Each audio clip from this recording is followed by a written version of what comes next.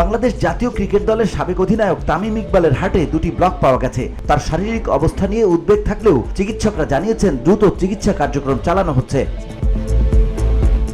সোমবার বিকেএসপিতে ঢাকা প্রিমিয়ার লিগের ম্যাচ চলাকালীন হঠাৎ বুকে ব্যথা অনুভব করেন তামিম। প্রথমে ফজিলাতুন্নেসা হাসপাতালে নেওয়া হয়, সেখানে তার বিভিন্ন পরীক্ষা নিরীক্ষার পর হার্টে দুটি ব্লক ধরা পড়ে।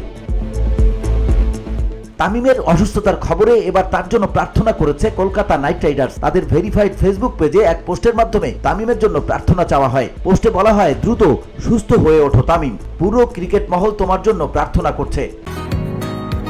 বসুন্ধরা, উত্তরা, বনশ্রী, কুড়িল ও বাড্ডা সহ রাজধানীর বিভিন্ন স্থানে অভিজাত ও অত্যাধুনিক মানের ফ্ল্যাট কেনার এক নির্ভরযোগ্য প্রতিষ্ঠান প্লেজেন্ট প্রপার্টিজ লিমিটেড। তাই আপনার স্বপ্নের আবাসনের জন্য আজই যোগাযোগ করুন। Pleasant properties limited, where destiny matches eventually. এদিকে চিকিৎসকদের তত্ত্বাবধানে তামিমের এনজিওপ্লাস্টি ও অন্যান্য প্রয়োজনীয় চিকিৎসা চলছে। রিংও পরানো হয়েছে। এই মুহূর্তে তিনি নিবিড় পর্যবেক্ষণে রয়েছেন। VOD Bangla news desk.